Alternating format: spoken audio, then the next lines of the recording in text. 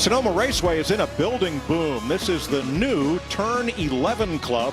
And yes, it's right outside turn number 11. It's a great VIP experience there with even valet parking for those fortunate enough to have been invited by the Speedway, now part of Speedway Motorsports, the Bruton Smith led group, Marcus Smith led, whose son Graham is here today, kind of helping look over things. But what Jill Gregory has done since taking over this place, they are spending money, and it shows, all for the better. But Mike, it's almost that's become the case at about every racetrack we go to. Yeah, we're there for the race, from green flag to checkered, but all of these venues, they're making it an event. There's something going on. At St. Louis last week, there was something going on all day, every single day we were there. True. There's a Brantley Gilbert concert before the race tomorrow. There's concerts pretty much all weekend. There's a ARCA race, a truck race. Is that a bouncy house? I hope it is. For the kids, there's plenty to see and do here. And NASCAR.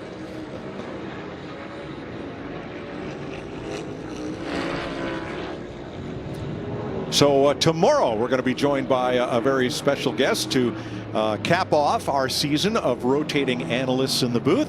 Here's Jamie. And that would be Mr. Smoke, Tony Stewart. Of course, he's down here double duty. You stand here and your driver goes to the top and it charts a little bit of pressure there. But Tony, what are you trying to do? Are you kind of researching for the broadcast maybe tomorrow?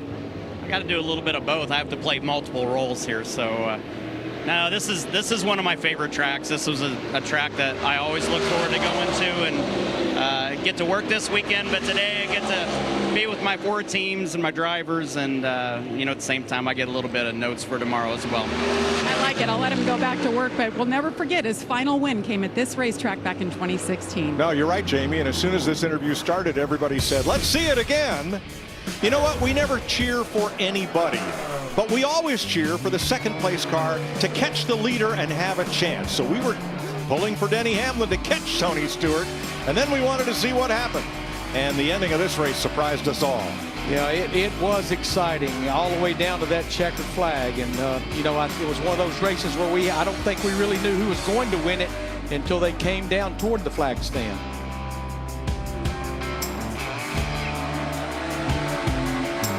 That's Stewart leading. Here comes Hamlin.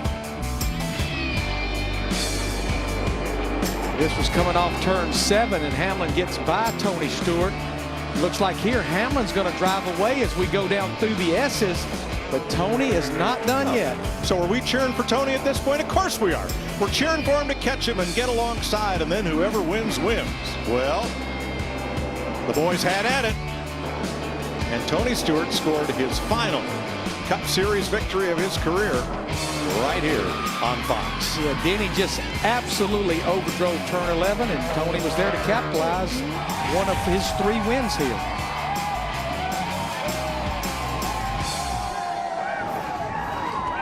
Beautiful day at Sonoma Raceway. Team owner Tony Stewart, who'll join us in the booth tomorrow, looking on. Temp above 90. Full sun, a light breeze, track temp of 126 degrees, as Group A has 8 minutes to go in their 20-minute practice session, led by Chris Buescher and Kevin Harvick and William Byron. Then Group B will have their 20 minutes, and then we'll move into qualifying, 15 minutes each for Group A and B, all cars on track at once. And then the fastest 5 in each group will have a 10-minute shootout to see who wins the Busch Light pole. Tyler Reddick 7th overall in his Camaro. We've had a little changing of the guard here. A.J. Allmendinger, for a few laps, he was down around 14th or 15th quickest in that 16 car. Really no surprise. He now has jumped up. But Tyler Reddick, I mean, he's one of those drivers, a little bit like Ross Chastain. He has speed every single week. You can't find a track that he runs bad at. Finished 5th at COTA, so he's become quite the little road racer. All right, let's ride and listen with A.J. Allmendinger. Turn 3. 3A.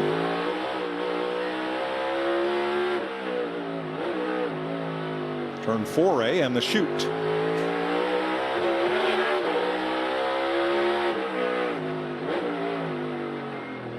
'7A. The pre-S's. not Priuses. I know it's a Toyota track. The Priuses and now the S's. Yeah, and you know, I think the one big question, and we looked a lot at some simulator stuff, is with this 5-speed sequential shifter, how many times would you be shifting at this 1.99 mile road course? And on fresh tires, it ends up being about 13 times a lap. You only go to 5th gear one time up through by the start finish line and up the hill. 33 miles an hour at turn 11. Great for all of the wealthy people with cameras with slow shutter speeds down there in the club. And then 130 at the start finish line. Turn 1, downshift, blind entry, blind exit. Turn 2, that's one of the toughest here. Wow. A.J. Allmendinger taking you around Sonoma in Cup practice, Group A. 3.5 minutes to go for Group A practice. It's one single continuous 20-minute session.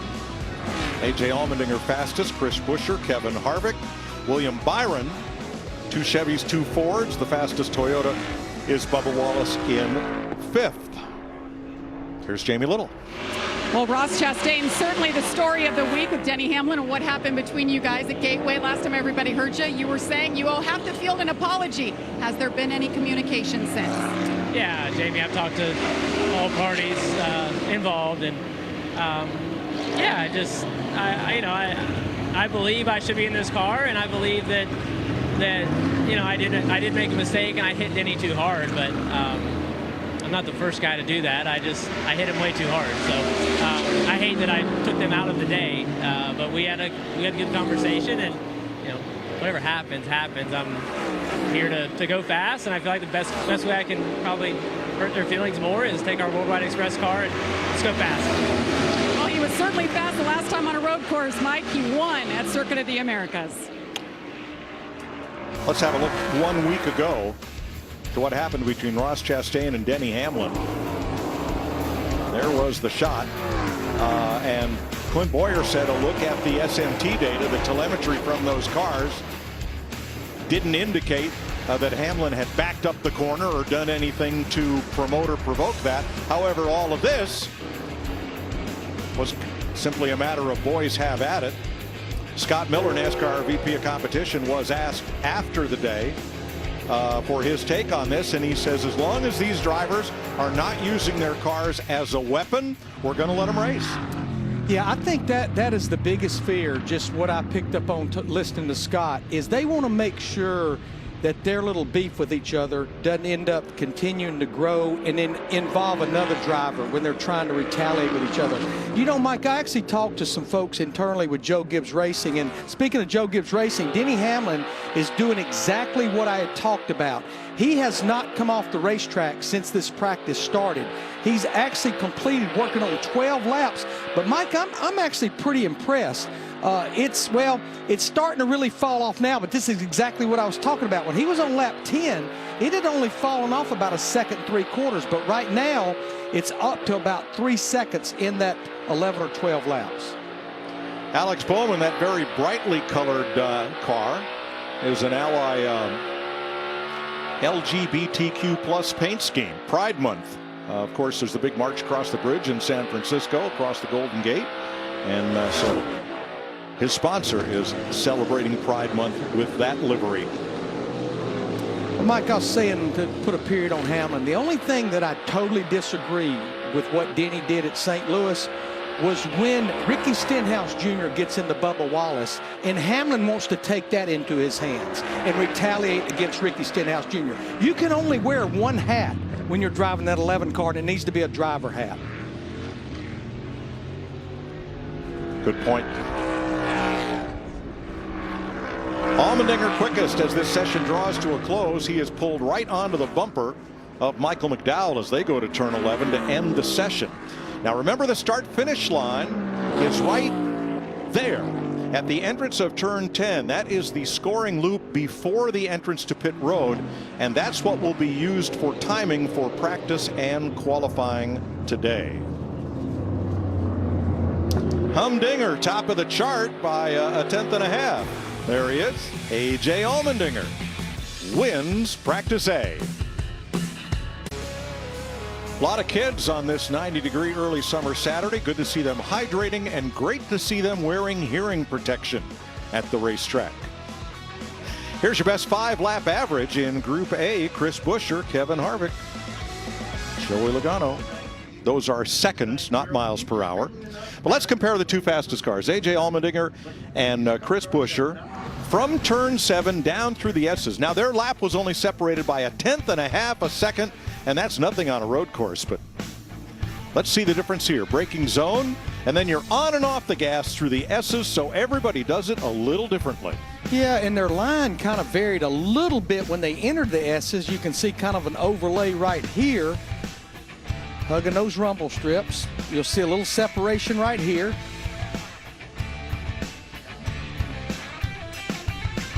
That turn 10, that's a tough one. 101 miles per hour.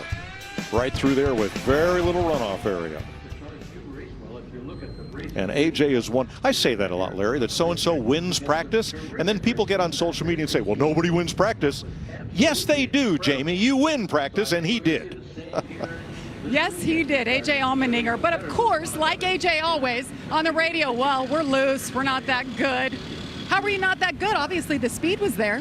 Yeah, unfortunately, I know this racetrack. It's being good for one lap and being good for to win a race is completely different here. So we'll just keep fine-tuning it. You know, the good thing is when you are fast, it makes it easier instead of like, hey, this thing's really loose and slow. So, you know, Goldfish Casino Slots Chevy is, I think I haven't been here for 4 years, so try to get reused to this racetrack again. But overall, it's a good starting point, and we just get ready for qualifying. Brand new race car for A.J. Allmendinger. Yes.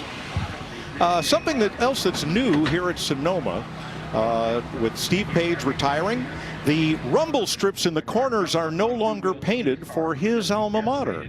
Instead, they reflect the green and gold of the area. The grass here, depending on the time of year, is green or gold. That also happens to be Jill Gregory's alma mater, Cal Poly's colors. Makes a lot of sense now. It's a little different, but it looks great.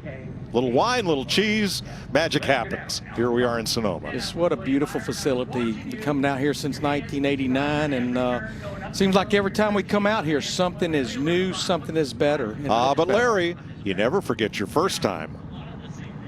I will not ever forget being here in 1989. It was first time here. Came out here with Ricky Rudd, the 26 Quaker State car, and I think we'll have a little look back.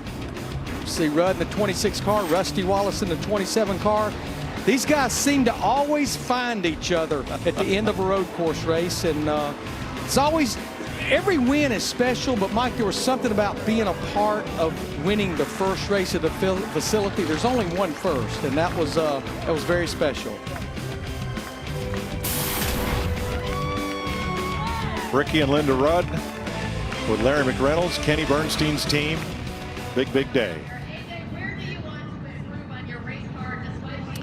You know, looking back at A.J. Allmendinger, what a weekend he had last week. I mean, everything that could happen happened at Portland in the Xfinity Series race. He wins the race there, flies to St. Louis, had never raced on that racetrack before, had to start at the rear of the field in that Cup car, and ended up with his first top 10 finish of the season. So here is Group B, and it includes Chase Elliott, NASCAR's winningest active road racer. 7 victories on 5 different circuits for Chase. And he's second to a dominating performance by his teammate Kyle Larson a year ago. You know, the Hendrick camp is what I'm anxious to watch, Mike. I know they got a couple of top 5s at COTA, but they never led a single lap. Not a single one of those Hendrick drivers led a lap at COTA, the first road course race with the next-gen car. So last year, Kyle Larson won both stages, led a race high, I think 57 laps, won the race, just thoroughly dominated. He totally made me look like an expert analyst, because I said you absolutely cannot win stages at Sonoma and win the race. And even Cliff Daniels, I saw him, he said, I hear you didn't agree with my strategy. I said, Cliff, it's not supposed to work. And he said, you're right, it's not. Yeah, that's true.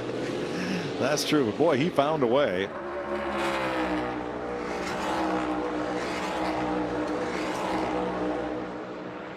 You know, in various eras, of course, Dan Gurney was America's first road course ringer, 5 wins and 13 starts at Riverside, California. But more recently, Kyle Busch, 4 wins over an 8-year stretch on the road courses, 4 for Martin Truex, and that's back when we had only a couple of road course races per year. Chase Elliott, 7 over the last 4 seasons, and now Kyle Larson, 3 just last year. He's won 3 of the last 6 road course races, and Chase Elliott only 1 win away from tying Tony Stewart for 2nd all-time, and 2 from tying Jeff Gordon, who is the all-time road course winner at 9. So I got to call out a couple people who watch Kyle Busch here. One is Rich Gross, who puts together those great animations and history pieces for us back in LA. And the others are our Fox cameramen and utilities and support crew that are out there in the 90+ degree heat, giving you these great shots of this racetrack. They're not in the shade. They're hard at work, and boy, they don't miss much. They've been great all season, all career long, and boy, we appreciate all of them. Yeah, and this is a 2-hour show. They were out there for truck qualifying earlier. They'll be there later on FS1 for the truck race, so it's long days for them. All right, let's meet the fellow who drove the fastest Toyota in Group A practice. Here's Jamie. Yes, he was the fastest Toyota, was 5th on the board. But we don't do this that often, so how beneficial is it to have simulation before you come to Sonoma? Really big. It was like Monday after St. Louis, and we all know road courses isn't my best. And I was like, damn, I don't remember one thing about Sonoma. Hey, we need to do sim. And it took me like 5 to 10 laps on the sim, and it started clicking on what I need to do, what corners I need to attack versus which ones not to. The biggest thing with the next-gen car is figuring out what gear to run. We got 5 now. So 1st and 2nd are options in some corners. So it was good to get out here and make some laps. Our DoorDash Toyota Camry is pretty good. A little sketchy on low air, but I think we were somewhere close to the top of the board. So I'm going to say that's it, and we're good. Thanks, Bubba. Riding with Daniel Suarez. Yeah, we've never had a 5-speed gearbox here.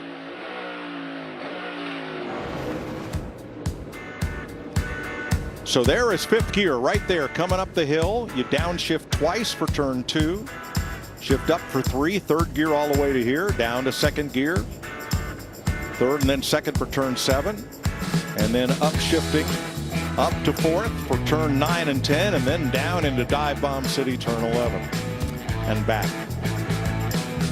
You don't use 1st gear except coming out of the pits. I don't know how many shifts it totals per lap, but I will tell you, fellas, as you've been counting, it has to be an even number.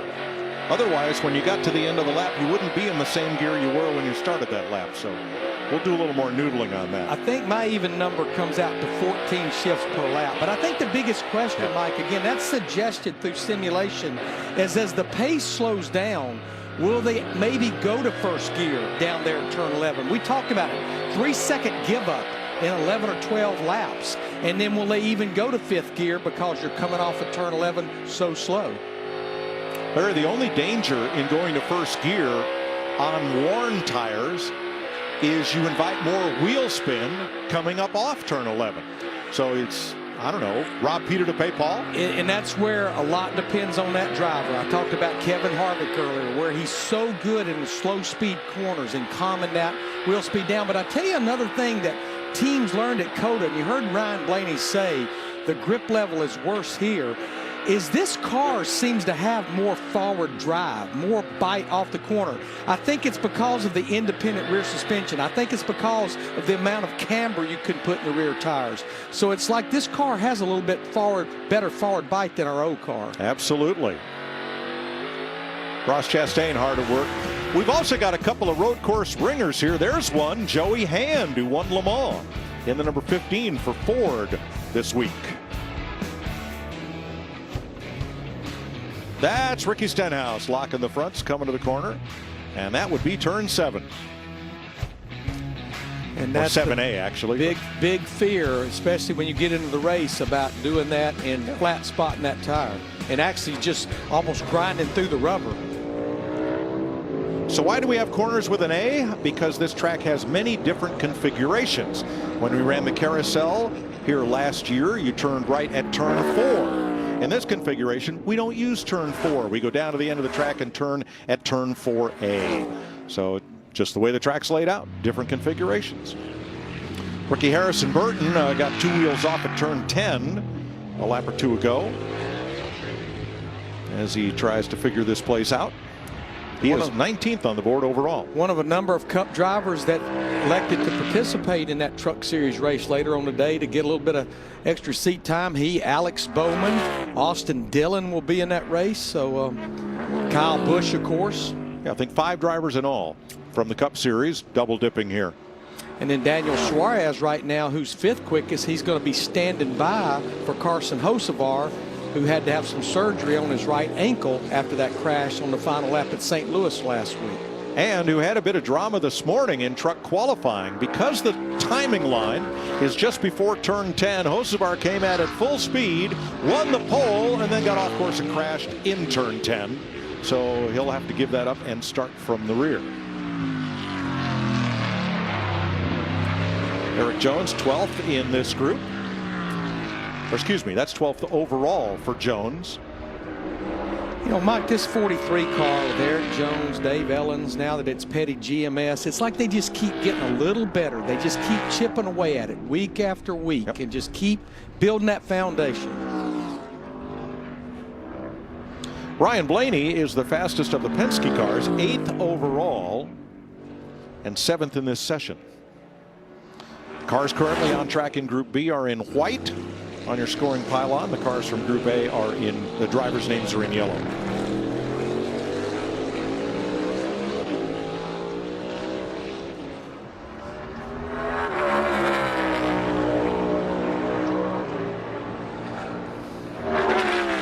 Blaney, the pole winner at COTA Circuit of the Americas, Austin, Texas.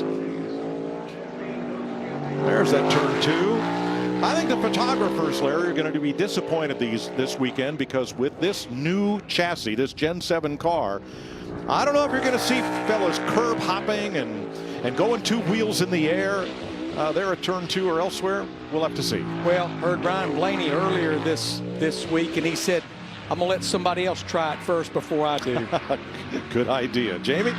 Well, Mike, nobody knows how to get around this place and win like Martin Truex Jr. is a 3-time winner here. What's your first impression of this new car here? I'm not really sure yet. I mean, I think the track was in pretty bad shape. We went out there just from the West race, being their different rubber, and it was just really, really slick. So I feel like we got some things we need to work on for sure, but it was hard to gauge. It didn't drive good at all, I mean, to answer your question. So we're just trying to work on balancing the lefts versus rights, because the other stuff I'm not really sure on. These guys that went out in the second round here have all went way faster than we did, so especially taking off. So hard to know exactly. It doesn't drive good enough, so we need to work on that. And how about this guy, championship winning crew chief right here, Cole Pern, back in action working with Martin Truex. Yes, he's a second team engineer this weekend. And I think he's been doing a fair amount of work for Joe Gibbs Racing, and again talked about watching that 2018 race. Those 2 right there won it, and a lot out of it had to do with snookering the competition with a pit call in that final stage that Cole Pern made. Sure did. Todd Gilliland, his dad was one of those honored at the West Coast Motorsports and Stock Car Hall of Fame induction ceremony earlier this weekend here at Sonoma. A lot of families here at the track taking in the action up close. Here at Sonoma, that young fellow watching his favorite driver, Chase Elliott, who breaks down the track and his car like this. Really like my balance. Like I think we've got a really good direction of balance, right to left, what we talked about. My rears do get pumped up, and that's where I lose my grip, mainly just right there in 7. I mean, I think I do pretty good everywhere else. 4 and 7, free once I load, and 4 struggle for drive out of 7. So 4 and 7, Larry, are both fairly flat, 90-degree right-hand corners. Yeah, and he talked about he likes the balance left and right. And Mike, that has not changed since 1989. It's predominantly right-hand turns. You're about 7 to the right, 4 to the left. So you have to focus on those right-handers. You can't give the left-handers up.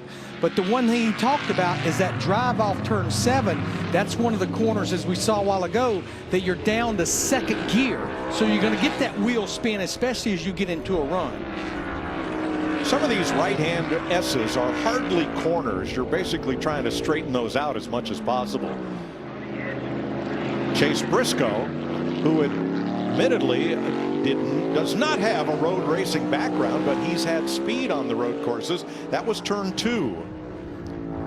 Here's another look at it. Now you're full throttle here, and now you're downshifting and braking. Oh, he misses the apex by a bunch, and then the pavement.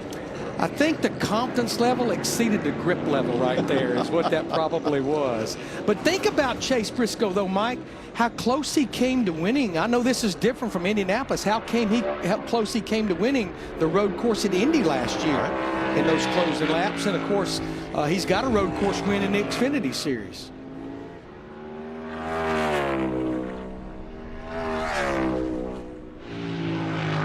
Well, Chase Elliott, Ross Chastain. Well, we only showed the highlights from St. Louis with Ross Chastain as Denny Hamlin. There was an episode with Chase Elliott. Yep.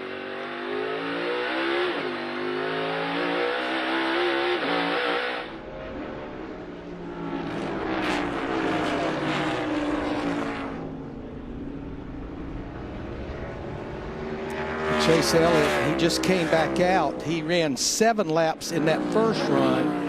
And I do know there on some crew chief's mind that there were the thoughts, okay, maybe we can make a 6 or 7 lap run, and maybe we've got one little adjustment. You can't adjust a lot. It's mainly made with shock absorbers and things of that nature.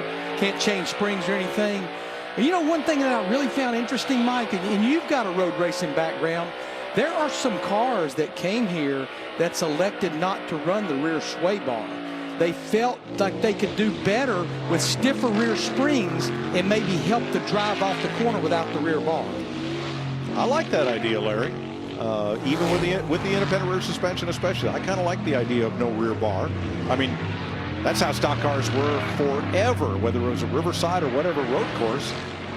And then a couple of drivers experimented with a rear bar. Then it became standard for a while, then not. But here you do have that choice. As Brad Keselowski is out there after he's run 12 laps. The most in Group B. And what I saw with Brad, he didn't have really super fast fire-off speed, but he seems to be pretty decent on this little bit longer run.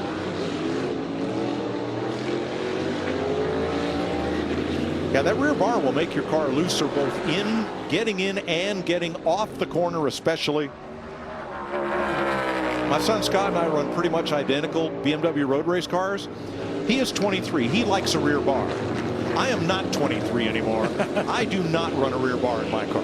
And a rear bar can also hurt lateral grip. You know, when you're making that transition left and right, it can kind of hurt that too as well. Now Daniel Suarez has been one of the quicker cars in this session, and whoa, Chase! Yikes! That's turn 4. Coming to 7, so Chase is caught there in a trackhouse sandwich and has been for the last 3 or 4 laps here as the flags come out to end Group B practice. Yeah, Mike, I can't help but remember what Martin Truex Jr. told Jamie about the first group and the second group. When you look at the top 9, 8 of those drivers from this second group as far as the fastest. They're the fastest in each group. Kyle Larson almost half a second quicker than A.J. Allmendinger's Group A time. Could some of that have been due to the different rubber laid down by the ARCA West cars? Possibly. We'll see when it comes to qualifying, because now we're going to go to group qualifying next.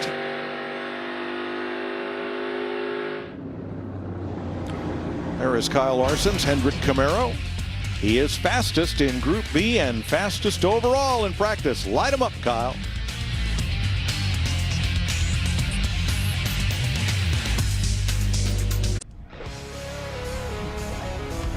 The Larsons here at Sonoma. Dad is fastest in practice. Breaking it down.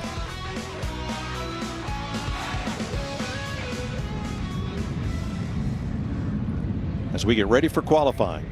This will be, again, road racing is unique to NASCAR, so we'll have 2 15-minute sessions.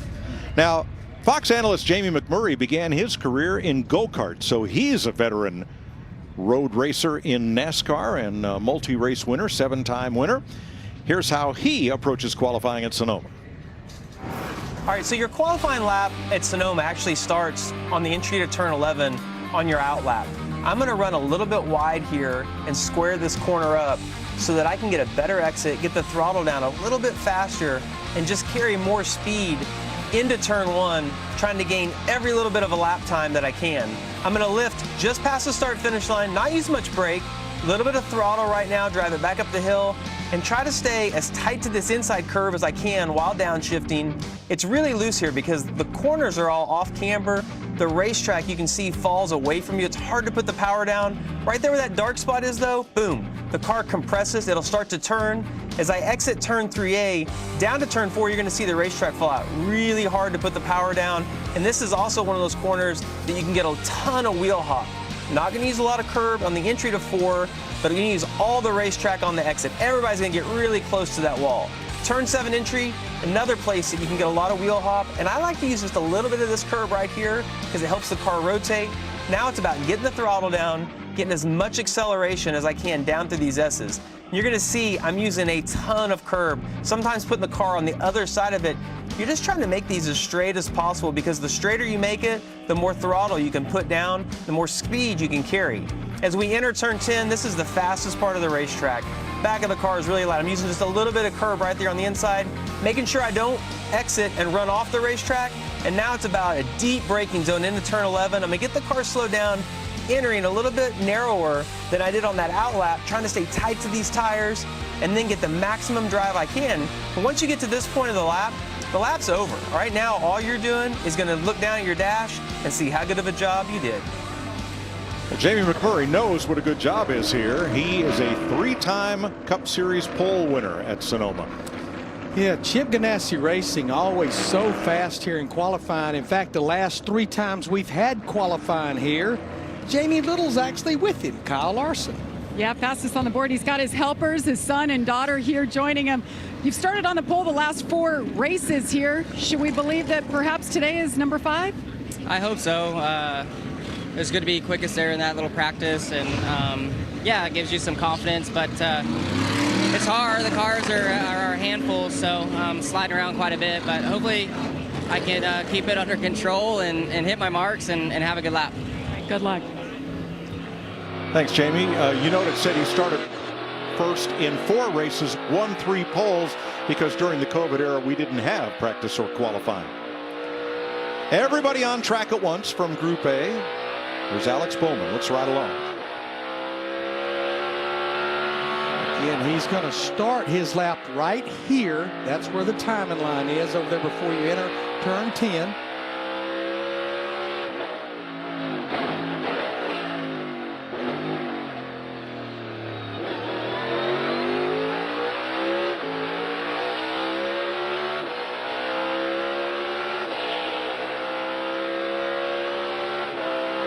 He was all the way down to first gear in turn 11. And we got word that A.J. Allmendinger in his practice, he was down to first gear in turn 11.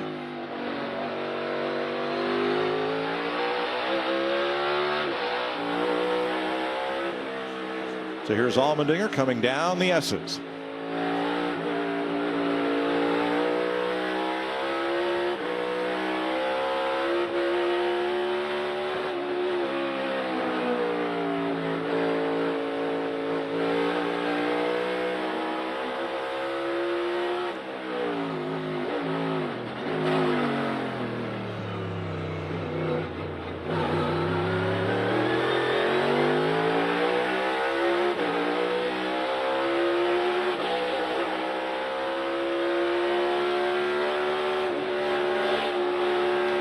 Having to play with that throttle a little bit there, headed into turn 1.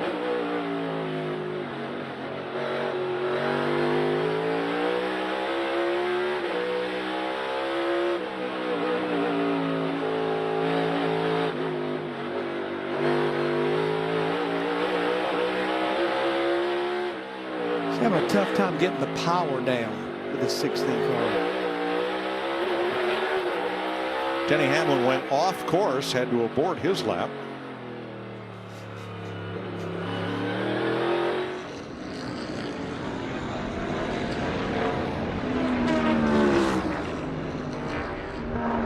No pressure. And here's Team 11. I got to abort. Can that just go once again and not come back in? Try to cool them off a little and then go this next time. Okay, 10-4. I'll show you what happened to Hamlin.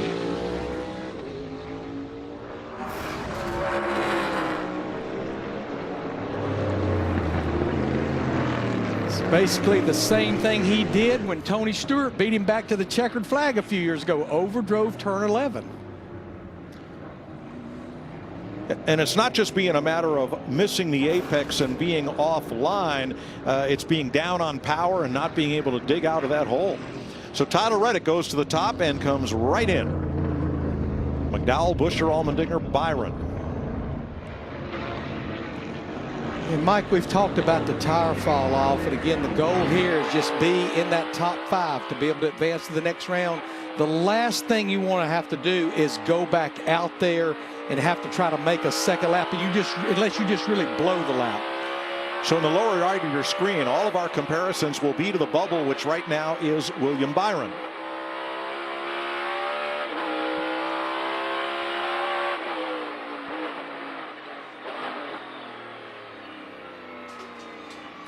Martin Truex trying to bump in.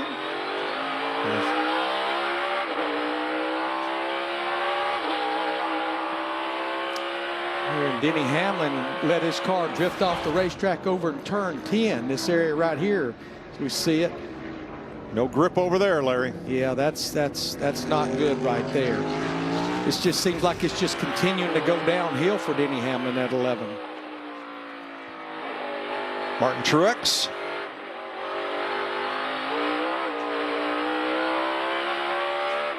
Turn 7. The turn 4 to turn 7.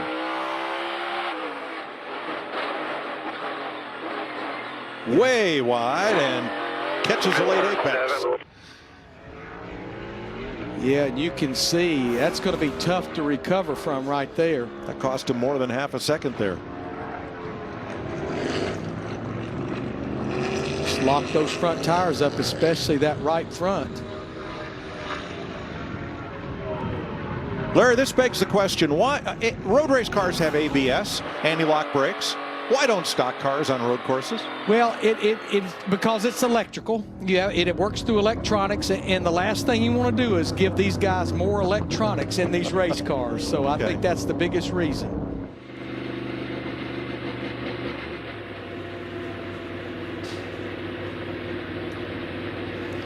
Scott Heckert, one of our road course ringers, the only driver on course right now. He is in for B.J. McLeod this week. I have to repeat what Barry Landis just said. A one-man band right there riding along. Yes, that was. Nice story on B.J. McLeod on the Athletic website, athletic.com, about running his Xfinity team, about racing in Cup, and trying to fulfill his dream. Great story. Worth a look.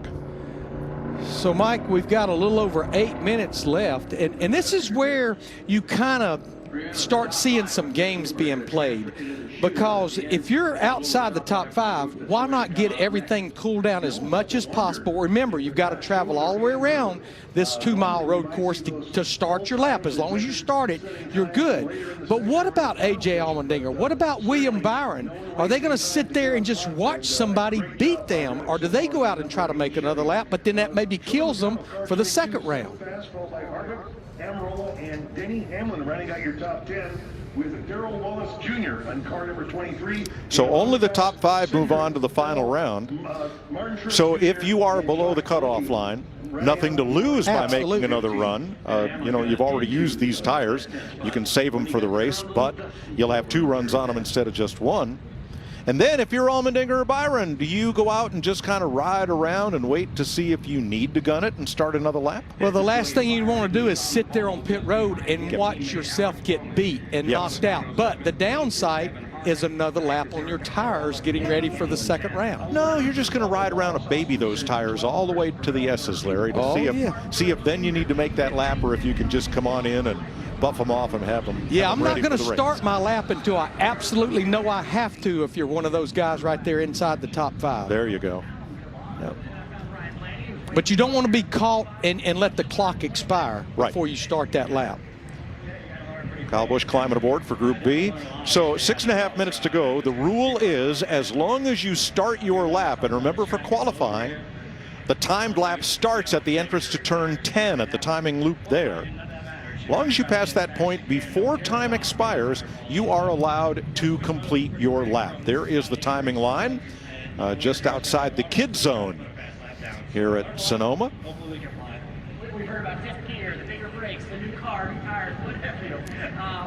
That is quite the area for the kids, for sure. I think she's on the cool down lap, Artie Kepner says. Yeah, Mike, considering where that line is located over there and to where you don't have to really abuse the car getting around there to start a lap, you'd like to think it'd be nice to have maybe about a 1.5 minute buffer to be able to start that lap. You know what I'm going to do? I'm going to go out with about 3 or 4 minutes to go. I'm going to go sit and park outside turn 7 and wait. That's what I would do. And I asked NASCAR, could you do that? And their response was, we didn't tell them they couldn't. I love it. Jamie. Well, Chase Briscoe had 3 top 10s last year. All came on a road course, but not this one. A little more challenging here. What do you need for this first round of qualifying? Yeah, I think just for me, just to put a lap together. Like there in practice, I was overdriving pretty bad and just really being aggressive. This car just invites you to drive it so much harder with how much better the braking and everything is. And I think honestly, if you just put one smooth lap together, you know, in qualifying, all of us kind of drive over our head a little bit. So yeah, just trying to put a smooth lap together. You know, our car was pretty good. So I think we have a pretty good Ford Force Racing School 14 and see if the driver can do his end and just put a lap together. And if so, I think we should be good. Thanks, Chase. Thank you. It's what, 92 degrees out? 92, a track temp over 125 degrees. So we've got our first couple of takers. See Bubba Wallace in the 23 car. I'm seeing Alex Bowman in the 48 car leave pit road. So we've compared William Byron 5th fastest above the cut line, Alex Bowman just below it. And again, the difference is in the S's. Now here they come to 7. With Bowman slightly ahead. It's not there's a lot of time to be made up here, Larry. There's a lot of time to be lost. There is. And you know, missing one just kills you for the next 2 or 3. That's where it's not like you just mess that one up. You mess the next 2 or 3 parts of it up. Hard to get back to your rhythm. Byron has 3 road course poles in the Cup Series. Started outside pole here in 2019.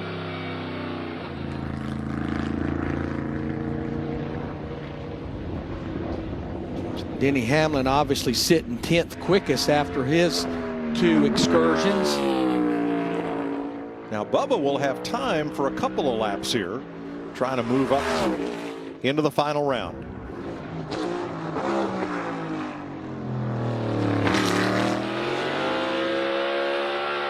So just a little bit of lockup. You know, and that's the other thing that's different with this next-gen car, Mike. We've been talking about it. A lot of the heavy braking tracks that we go to this year, 30% more braking on these cars, big brakes.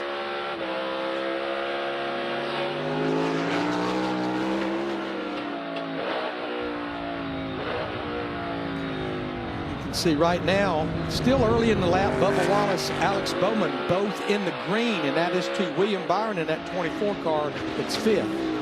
As our producer Barry Landis just says, if I'm Byron, I'm saddling up right now.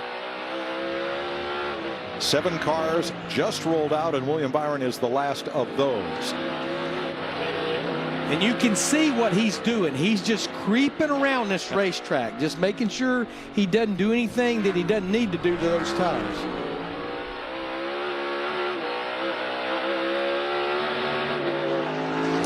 Hamlin has moved into the green. Bubba Wallace in the red right now.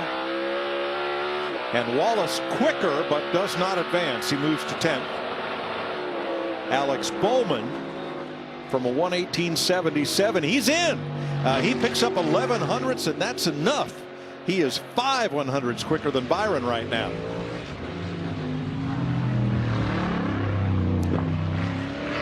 Hamlin with almost 4 tenths, about 3.5 tenths in the bank with this 11 car.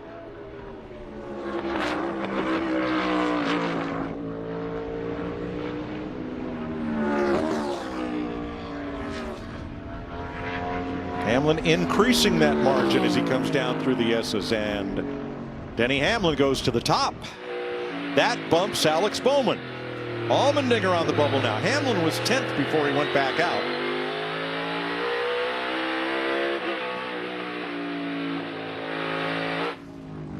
Takes about 1 minute to leave pit road and come around to take the green.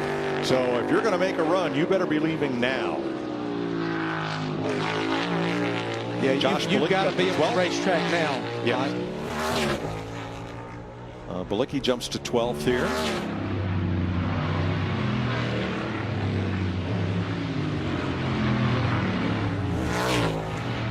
Joey Logano 8th. Needs to pick up half a second to bump in, and it looks like he might. This is where it can be lost or gained, as we've seen several times with our ghost car through these S's. Austin Cindric jumps up to 10th, not enough. Harvick up to 8th, not enough. Allmendinger starting his lap. And here's Logano to 3rd. That bumps Allmendinger, and Buescher is on the bubble. This is Martin Truex.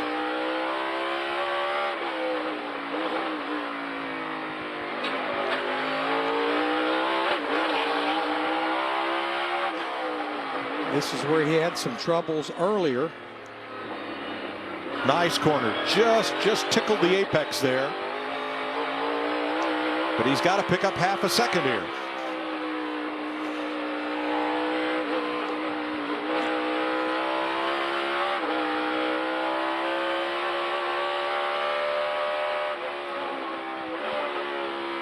A.J. Allmendinger did get his lap started in this 16 car. Truex a little quicker, but not enough to break into the Fast Five. So here's A.J. trying to bump Chris Buescher.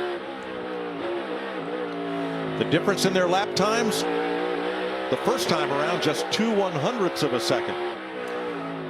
And Mike, Randall Burnett, Tyler Reddick, second quickest right now. He will advance. They did go out there and just creeped around until they felt like they were safe without starting a lap.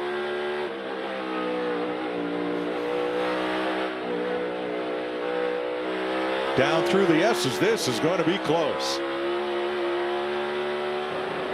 He's got some work to do here. No, 1:18.59 to a 1:18.55 for Chris Buescher.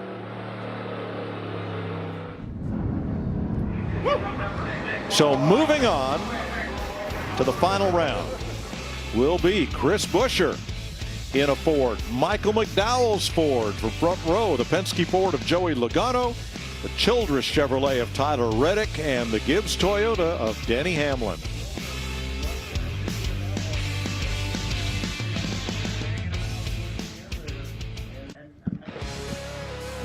It is a breezy 90-degree day here in the Sonoma Valley right near Sears Point. One of the former names of what is now Sonoma Raceway, and here are the drivers from Group A that will move on. 1 Toyota, 1 Chevy, and 3 Fords. Now Buescher stays in.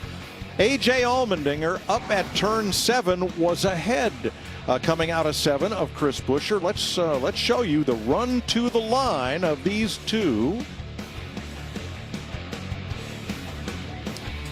Pretty similar through the S's, but look at Buescher gain right here and exiting the S's right there. Pulls ahead. Yeah, they had a little different approach, but it seems like the S's, that's been the difference with every comparison we've done. And I think our ears will tell us the reason why. Listen to A.J. Allmendinger at the end of the S's.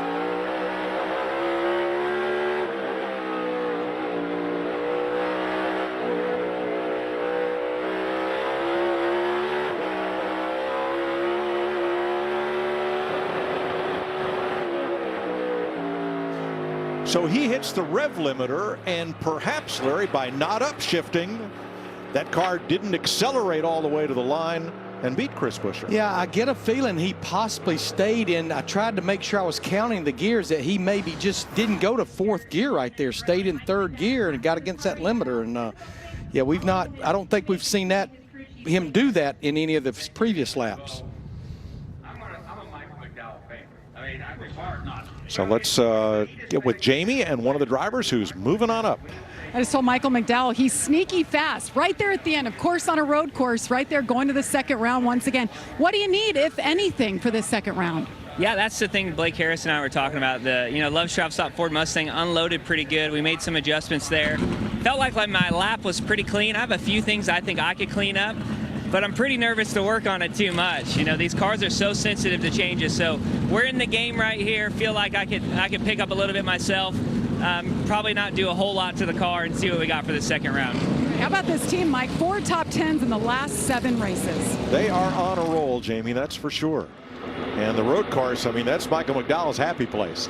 Well, it's like Blake Harris that she mentioned. Michael mentioned the crew chief. He said, we feel like we always are in a great spot when we go super speedway racing or road course racing, but they're starting to even pick their program up at the intermediates. Ran really well at St. Louis last week. So Group B rolls out on track. It's going to take them about a minute to come around. And as they do, we can tell you Denny Hamlin will make his 10th final round appearance of the year in qualifying. Tied with Christopher Bell right now for most. Tyler Reddick, it'll be his 8th. Joey Logano, his 7th. Chris Buescher, his 3rd. And Michael McDowell, his 2nd. Now, per Bob Pockris of Fox Sports, Christopher Bell has a vibration in the steering, and they are going to change some steering components. Well, considering we've already been through inspection, that will be an unapproved adjustment, and Christopher Bell will have to go to the rear of the field. You can see these drivers right here gingerly coming around before they feel like they really have to be up to speed. I think by the time you come out of turn 7, Mike, and start down through the S's, you have to start working on being full song. Kyle Larson starts his lap. Chase Elliott in pursuit. Mike, I find it interesting how close Chase Elliott is to Kyle Larson here in proximity. We've been seeing these drivers kind of space themselves out. It's almost like Chase kind of wanted to gauge himself off of Kyle Larson's teammate. Now you're going to ask, why is that windshield wiper blade, which is required on a road course, whether it's wet or dry, why is it positioned right there? Because we have wind tunnels, I think is the answer. Why it's there and why it's so big. I've seen 3 windshield wipers that wouldn't equal that size.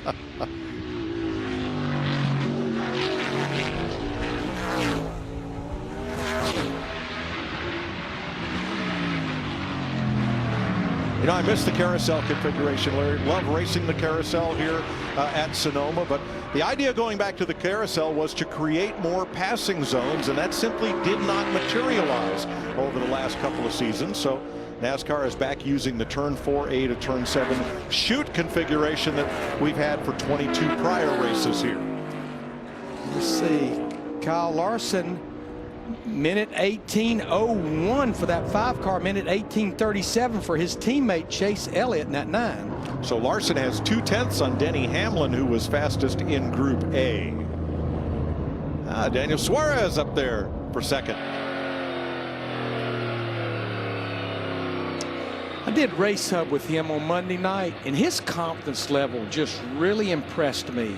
You know, he said, we've got speed, we just execution. And he said some things out of our control. They had a jack brake at St. Louis. You never hear about a jack brake. Nope. This is Kurt Busch.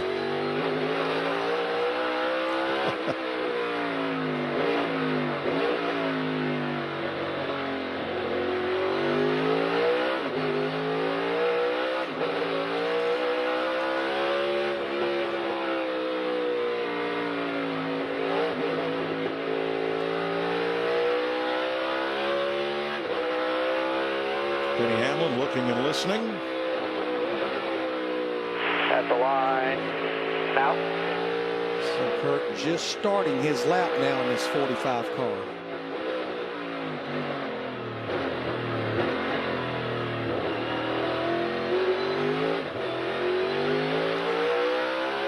probably saw that, Billy. Caught a lot of dirt there.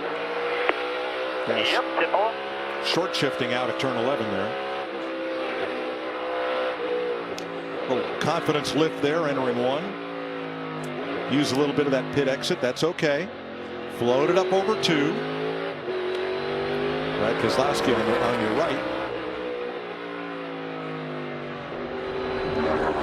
Right now, Kirk's brother, Kyle Busch, he's already been knocked out of the top 5.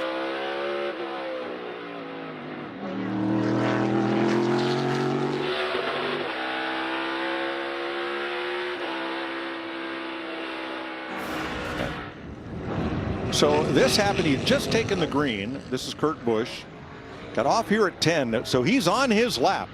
And trying to make up for that ever since. That's about half a second there, Larry. And Mike, from my experience, never driven a race car here, but as a crew chief, anytime your driver messed a corner up and he tried to start making it up on the rest of the lap, it's like the hole just keeps getting deeper.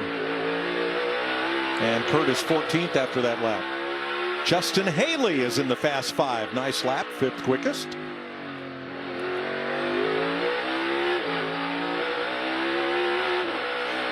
Ross locked it up a little bit getting into turn 7. We're riding with him through the S's. Looks in pretty good shape here. He's got about 2 corners to go. Pretty good lap going.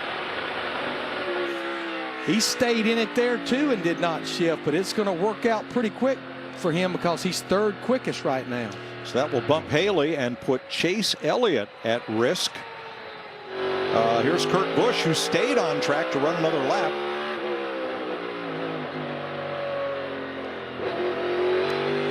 And you know, we saw it in practice, Mike, that in a little bit, I think in practice was just drivers kind of getting acclimated, but we saw some faster laps, 2nd and 3rd lap of a run. Now he was on the curb there at 7A, trying to help turn the car. A lot of on-off throttle here through these S's. I think he's going to be in great shape, and this is going to probably knock, it is going to knock Chase Elliott. Nice for Kurt Busch, 3rd place. Elliott's out, and Austin Dillon. P3 right there. Good job. Austin Dillon is on the bubble now with 8.5 minutes to go in the session. And now the waiting begins. Almost directly below us. He's pulling in right next to Denny Hamlin. Team Trackhouse with 2 cars in the Fast 5 in Group B. One of the biggest surprises, most pleasant surprises of 2022, when you think about it, especially the one car in Ross Chastain, 2 wins. And when he finishes inside the top 10, it's normally a top 3 finish with that one car. Yeah. You saw the watermelon on the top of his helmet as he sits in the car that is painted on there for Ross. Strangely, a brand new fresh watermelon showed up in the Team 11 hauler when they showed up at the racetrack this morning. Peace offering, perhaps? An olive branch in the form of a watermelon. No, it was a watermelon. We picked up 9/10, almost a second there. And, Jamie? Well, Mike, I wanted to get to the bottom of that story and that tweet, so I went straight to the source, Ross Chastain. I said, so I hear there's a watermelon in the 11. He goes, was not me. They're just having a little fun with Ross Chastain, and they planted it themselves. Oh, all right. Well, this is about the time that the waiting game started in round 1. I feel like, speaking of Ross Chastain, especially Austin Dillon, they're going to have to be prepared to go out there and make another run. Right now, they're 4th and 5th because you've got Chase Elliott, who's 6th. He's going to make another run. Kyle Busch, Ryan Blaney. You've got a lot of drivers there, just like we saw in that first round, that can certainly break into the top 5. I would say, Larry, the only driver in Group B that is safe right now is Kyle Larson. I don't think anybody's going to get under 118. No, I really don't. I'd feel, if I'm Daniel Suarez and Travis Mack, I want to be prepared. I want to do what maybe Tyler Reddick did. Yep. Ease up there toward turn 7 and just kind of see if I do need to start a second lap. Turn 2 laps today. Joey Hand is 12th. Yeah, I think Austin Dillon and Ross Chastain are both going to be out there and both going to be going for it for another lap. And, of course, anybody below that yellow cut line will probably be out. Harrison Burton have turned just 1 lap. Mark and wait until about the 4-minute mark. Now Austin Dillon's lap faster than Denny Hamlin's fastest lap in Group A, but that doesn't matter because he's only competing against the drivers in Group B for one of those 5 spots. So Chase Briscoe in the 14s, right now the slowest of the 18 drivers that's made an attempt in this round. He's going to be the first one to go out there and make a little bit of a second attempt. And again, no reason not to. No. You run this lap, you've got 2 laps on your tires, just like everybody else who will complete the final round of qualifying. They'll have at least 2 laps, 2 hot laps on their tires. So why not? Now for Chase Elliott, the 9, who's 6th, and everybody else below, nothing to lose and all to gain by going out there and making another attempt.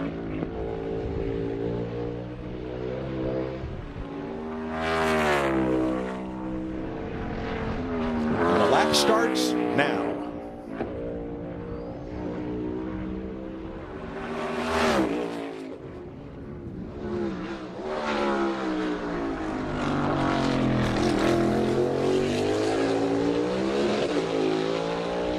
Pretty solid so far, and you can see he's well in the green with still a lot of corners to go, though.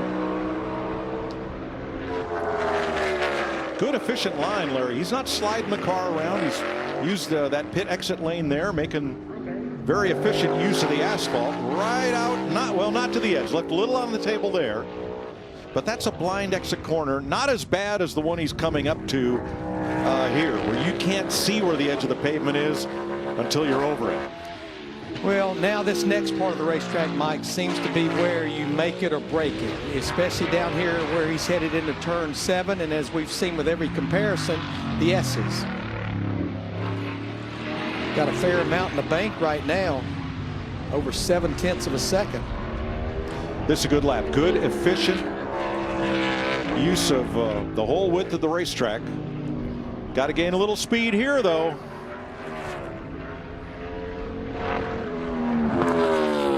And he's on the chip and does not advance. 7th for Briscoe. Yeah, he was in good shape until he got headed down through the S's, and it just started to deteriorate from there.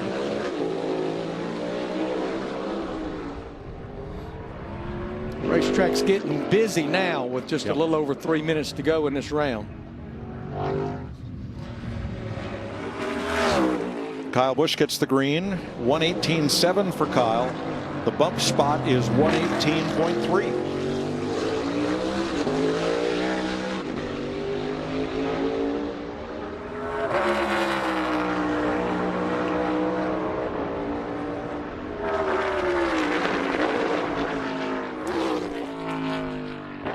Mike, I've been watching pit road as we see Kyle Busch and, of course, Ross Chastain, who's 4th quickest. He just eased off pit road. I'd been watching he and Austin Dillon in that 3 to see if they were making any moves toward the racetrack.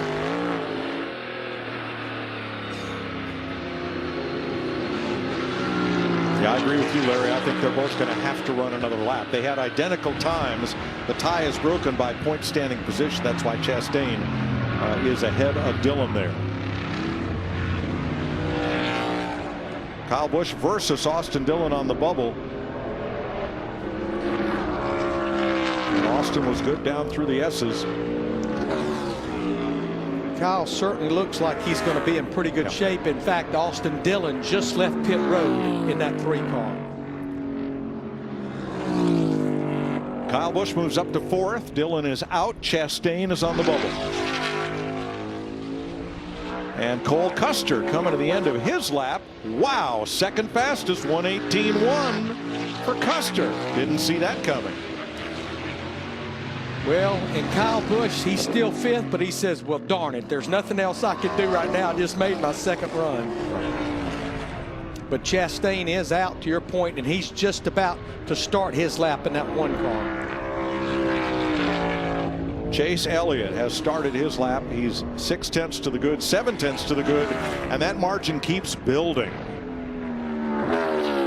That's what you want to see if you're Chase Elliott. Second quickest. That bumps Kyle Busch. It puts Kurt Busch in that 45 car, Mike. And Kurt Busch is sitting on pit road, so that's all he can do now is sit, watch, and wait in that 45 car. Larry, I doubted if he or Suarez were safe. We'll see, because we've got 4 drivers on track in the green.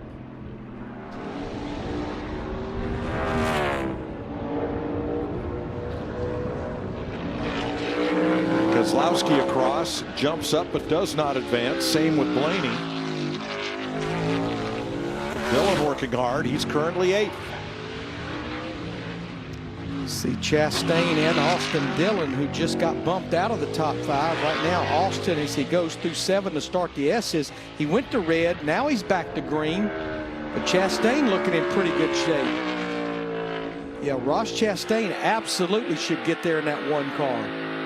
Great lap. 2nd for Chastain. And Dillon does not improve and stands 8th. So Suarez was safe after all, but above him 3 drivers bumped in on their 2nd try. Yeah, and Kurt Busch in that 45, they never left pit road, so there was nothing they could do. Justin Haley, faster but does not advance. What a run for Cole Custer, though, in that 41 car.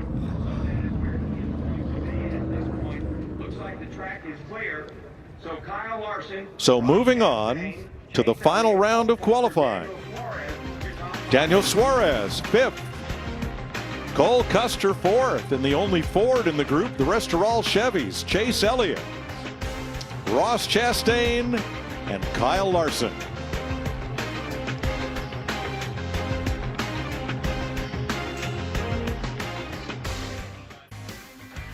Kurt Busch made 1 2-lap attempt. The team decided not to go out for a 2nd run, and by 3/100ths of a second, he will miss the final round of qualifying today and a chance to run for the pole. Here are the 10 drivers who will.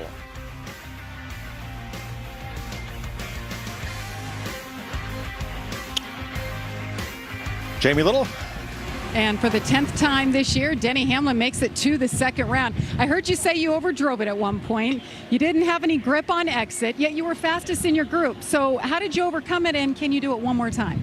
Well, they made the car a lot better, and then I did a little bit better job. But overall, I certainly didn't expect to go that much faster in the 2nd cycle. But obviously, we'll be at a tire disadvantage here. But luckily, there was a few other guys that got in on their 2nd run. So we'll see where this FedEx Camry ends up. I know we'll be in the top 10. You'll be in the top 10. That's the 11 in Denny Hamlin. Deep thoughts. Absolutely. Larry, what does he mean by he'll be at a tire disadvantage? Yeah, because remember, he had those 2 snafus, and by my calculations, he has equivalent to 3 laps on his tires. Ross Chastain, Chase Elliott, Cole Custer, and Joey Logano, 2 laps on their tires, and then Larson, Suarez, Reddick, McDowell, Chris Buescher, 1 lap. No whining, Larry. I'm not. Just some cheese, please. Maybe after we go off the air.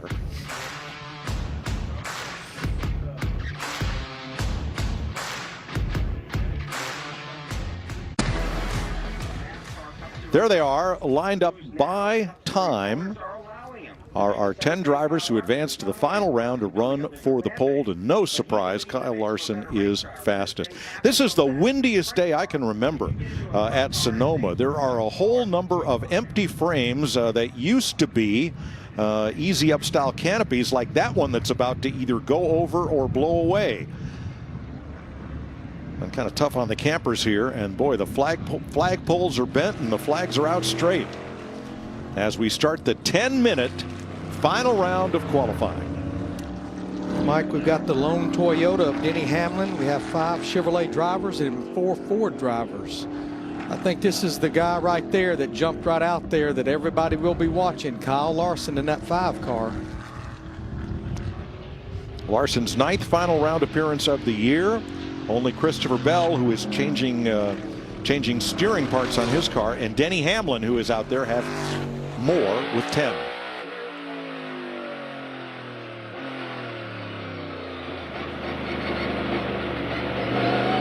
Everybody babying their tires at 7, and here they're headed for the green. When they get to the stripe at the entrance of turn 10, that's the final timing loop before the pit entrance, and that's where the times will be calculated.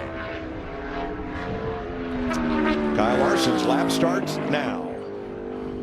Well, and Kyle Larson in the 5, Suarez in the 99, not far behind him. That's the two drivers I spoke about. They just have that one run, one lap on their tires. Well, Larry, I like going out early in this round because then you've got one more bite at the apple. You do. If you wait, you only got one bite. That's all you're going to get.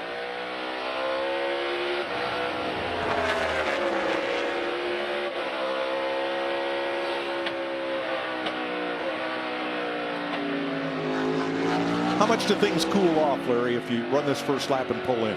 Well, the biggest thing is you want to try to get those tires just as cool as possible. But yeah, having some heat in the running gear and the hubs and all those things, it's not a bad thing whatsoever. And, you know, they don't worry with, I mean, you still worry about engine temp, but you don't change anything about the grill opening anymore for qualifying because there's no tape.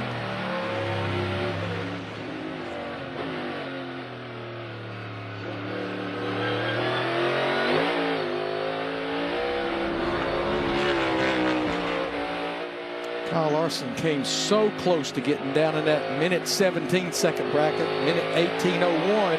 He's about to complete that lap. He's there, 1:17.77. He is deep into the minute 17s. Suarez minute 18:18, 1:8. And Logano an 18.27. Tyler Reddick 1:18.49. Reddick, boy, he got all he could to cross that line because once he crossed it, he was all out in the dirt in turn 10. Chris Buescher 1:18.38. Here's Michael McDowell. Second, 1:17.94. Great run for McDowell. P2, get her back in here. We'll get her cooled down. Second driver under 1:18. It's a great lap. That is a great lap. And I think you heard them tell him, Blake Harrison, that group, get it back in here, we'll cool it down. Kind of a Sunday drive for Denny Hamlin. You know, winery tour. Kind of ease it along 121 and just head up the valley. But when you get to turn 7, right here. Mike, that lap that Kyle Larson cut in that 5, that's almost a lap where you cut it, you come in, go, have at it. Just have at it. Yeah, if you can beat this, good luck. All right, turn 7A, and here we go for Hamlin. Now this is where he'll start to pick up the speed here as he's about a fourth of the way down through the S's.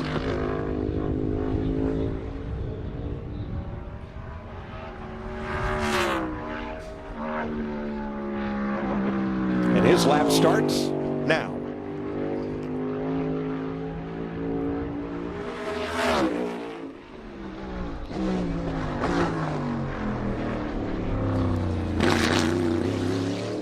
Good tight line at 11. Something he did not have earlier in that first round.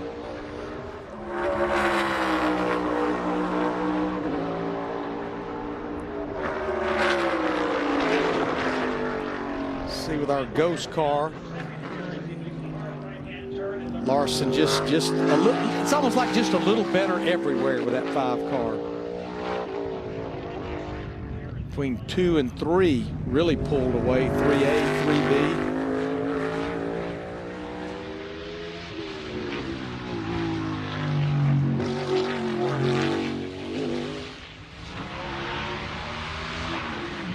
Well, the S's has been the difference between many a driver. Good pickup there by Hamlin getting into that corner, but Larson gets a better launch into the S's. Yeah, right now you'd almost say if Denny Hamlin asked Sam McCauley, his active crew chief, where was Larson better than I was? You'd have to say just a little bit everywhere.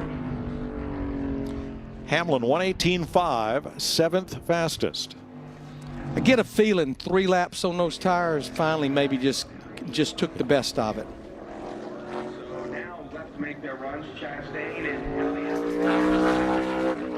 Well, with just 4 minutes to go, looks like Chase Elliott's going to be one and done here.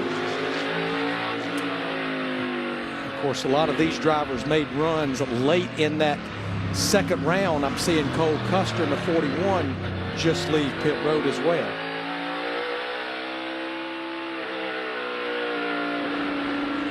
This is Elliott's 6th final round appearance. So waiting on Elliott, Chastain, and Cole Custer to turn a timed lap. And Chastain just started his lap.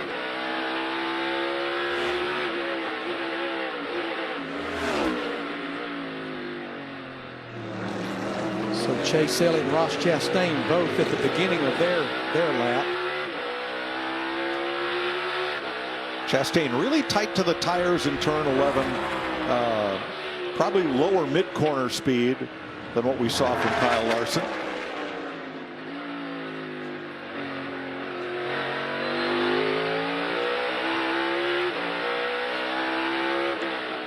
Got a good launch there. Now into 3. And up the hill to 3A. Kicks up a little dust there. You can see on the Ghost cars right there. I mean, they're somewhat keeping tempo with Kyle Larson in that 5. I find it interesting. I saw that a while ago where, but as he comes off turn 4 talking about Kyle Larson in the 5, how he kind of swung to the right and then swung back to the left. That was interesting what he did there. Chase Elliott all over the back of that 5 car as far as the Ghost car.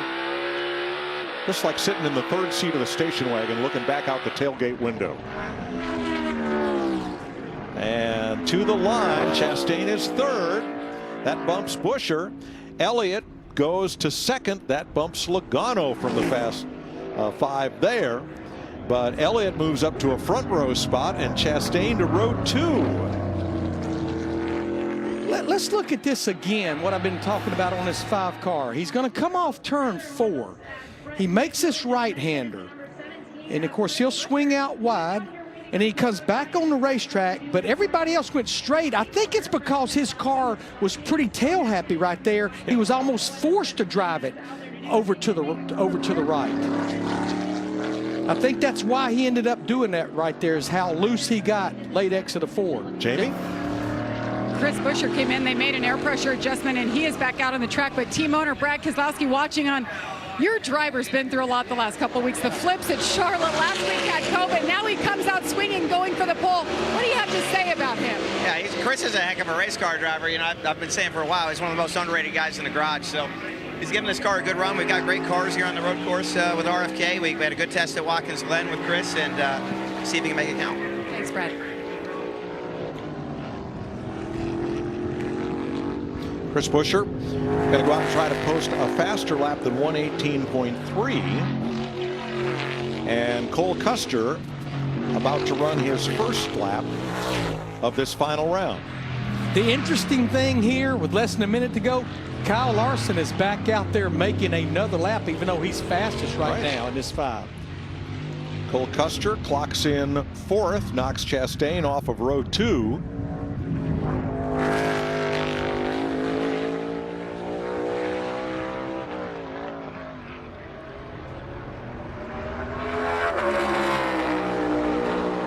Daniel Suarez, he ran a little bit quicker, but he's going to stay 7th quickest with that 99 car.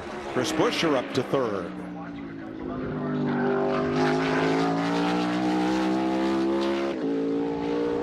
Joey Logano starting his lap. There's Tyler Reddick. Larson coming down. He completes his lap, slowed down about a 1/10.5 from what he ran. Still in the 17.9.2. Wow, Michael McDowell just did a turn 4. Exactly what Kyle Larson did on his fast lap. Slid that car wide, had to toss and catch it. Let's see if the clock responds to that. He's doing a lot of tossing and catching right now, it looks like.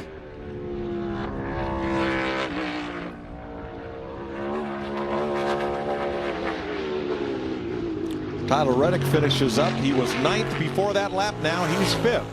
McDowell was 4th, stays 4th. Still got Joey Logano that's working to complete his lap. But no matter what, I would say two of the more pleasant surprises of this qualifying, Mike, would have to be Chris Buescher in that 17 that's third, and Michael McDowell in the 34 that's fourth. Absolutely. Last car on track, Joey Logano, finishing up his second attempt in the final round and is slower by half a tenth. So he sits ninth. So again, Kyle Larson has, and to the surprise of absolutely no one, Kyle Larson has his 12th career pole in his 275th start. His last pole was at Daytona back in February, and you'll hear from him after this.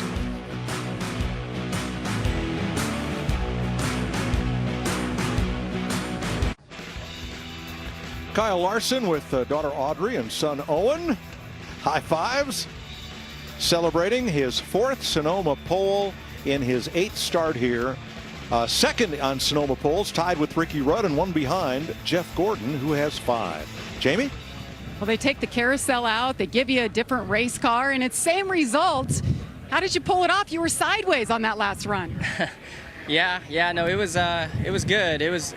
I was a bit surprised that I ran that 70-something that I ran, because I felt like I gave up a lot of time in turn 4 and 7. So had I had those 2 corners back, I feel like I could have went quite a bit faster. So just really good HendrickCars.com Chevy. Thanks to everybody on our team and everybody back at the shop, engine shop. So excited about it, but for Chase to lay down that lap he did, I feel like that shows how strong he is, because he was really good in race trim too. So I got to figure some things out on my end. I think my car is capable of racing good. I just got to get a little bit better on the long runs and hopefully have a good shot. Good job focusing. Audrey and Owen hitting each other over here, having fun with Dad. Well, the 2 Hendrick drivers that'll share the front row are only 2 100ths apart in qualifying, and if he says he had more, that's bad news for the rest of the field. Yes, it is. And there's Trackhouse Racing occupying row 4, Suarez and Chastain. Just outside the top 10, the Busch brothers, Austin Dillon, Ryan Blaney, A.J. Allmendinger, one of our road course ringers, Joey Ham the other. Kevin Harvick, Austin Cindric deep in the field. Martin Truex Jr. won 2 of the last 3 races back on row 14. Yeah, he'll start 28. Christopher Bell back in row 16. And here's today's lineup. Race day on FS1 is next, and then the Truck Series race is coming up shortly. 7:30 p.m. Eastern Time on FS1. We'll see you tomorrow in beautiful California wine country with race day and the Cup Series race on FS1.